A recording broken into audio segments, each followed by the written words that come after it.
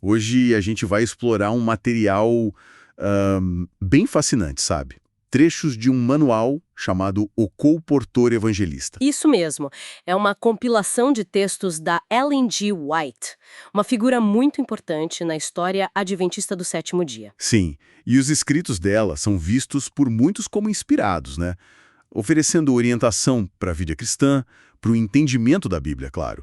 São um auxílio. Exatamente, um auxílio importante. E esses escritos não são só para adventistas, né?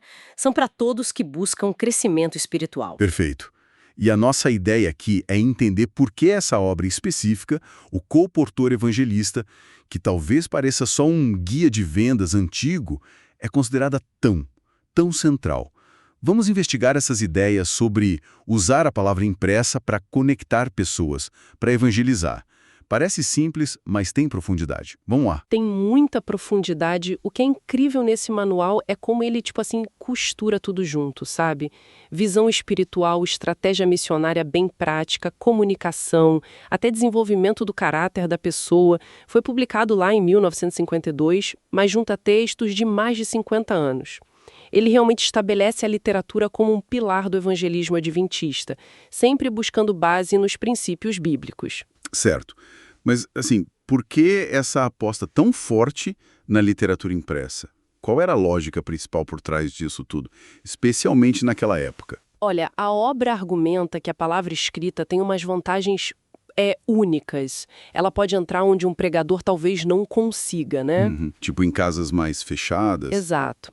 E dá a chance para a pessoa estudar sozinha, refletir no seu tempo, e a mensagem fica ali disponível para reler. Isso se liga muito ao contexto da época da Ellen White, né? A imprensa estava avançando, mais gente aprendendo a ler. Ah, claro. Faz sentido. Era visto quase como um meio preparado por Deus para aquele momento, sabe? Para preparar corações e levar a mensagem para todo lugar. Uma ferramenta divinamente apontada, digamos assim. Entendi a estratégia por trás. E a figura do colportor. O livro dá um peso enorme para essa função, né? É bem mais que um vendedor comum, pelo que parece. Ah, sem dúvida alguma, não é só um vendedor. O texto eleva o colportor a um nível de evangelista mesmo, um missionário na linha de frente, um educador que usa os livros e revistas como ferramenta. Nossa, e que tipo de qualificação ele precisava ter? Então, as qualificações vão muito além de saber vender. Falam de uma conversão pessoal genuína, conhecimento firme da Bíblia, um caráter cristão íntegro, ético. Entendi.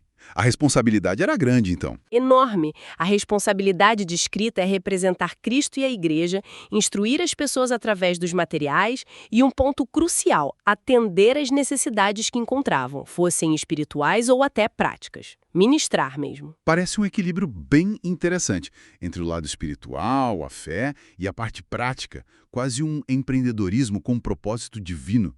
Como o manual junta essas duas coisas? Ele detalha bastante essa junção. Tem orientações sobre métodos de trabalho, como abordar as pessoas, como apresentar a literatura de um jeito que faça sentido para elas. Como responder perguntas, objeções, imagino que isso fosse comum. Sim, como lidar com objeções com respeito.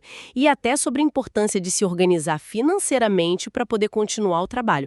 Mas olha, tudo sempre ancorado na ética cristã, na integridade. E as dificuldades? Rejeição, preconceito, devia ter bastante, né? Orienta a buscar força na fé, na oração, a ser perseverante. Não desistir fácil. Exato. E enfatiza muito o planejamento, o estudo contínuo e o apoio mútuo entre os colportores e a liderança da igreja. Ninguém trabalhava isolado. O foco não era só vender o livro, mas construir relacionamentos de confiança, sabe, com integridade. E incentiva o crescimento constante do colportor, espiritual e profissional. Pensando que esses textos são de um tempo bem diferente do nosso. Qual você diria que é o legado dessa obra? Ela ainda tem relevância hoje? Olha, o impacto histórico na organização e na expansão missionária adventista foi gigantesco. Ajudou a padronizar métodos, treinamentos no mundo todo. E se a gente olhar para os princípios por baixo disso tudo, muitos continuam super atuais, né? Tipo o quê, por exemplo? Necessidade de se comunicar de forma clara, com empatia.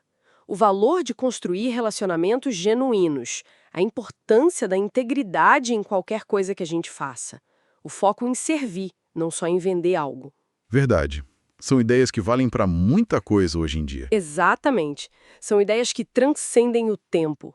Como disse um líder da época, o W.A. Colcord, a obra tem percepções atemporais. E é isso mesmo. Então, resumindo um pouco nossa conversa aqui, fica claro que o Colportor Evangelista é bem mais que um manual antigo. Ele apresenta uma visão estratégica e, ao mesmo tempo, profundamente espiritual sobre o poder da palavra escrita. Uma ferramenta para influenciar, para conectar, para transformar vidas. Uma mistura bem forte de fé, método e missão. Perfeitamente colocado. E isso talvez deixe a gente com uma questão para refletir, né? Qual seria? No nosso mundo de hoje, sabe? Num dado de informação digital, conteúdo rápido, mensagens que somem no instante. Qual é o espaço, qual a força que ainda existe na palavra escrita que é pensada com calma, produzida com intenção, distribuída com o propósito de edificar, de conectar num nível mais profundo? Nossa, excelente ponto para a gente pensar. O valor daquilo que permanece, né? Exato. Algo em que pensar. Bom, esperamos que essa nossa análise tenha sido esclarecedora, tenha provocado algumas ideias novas.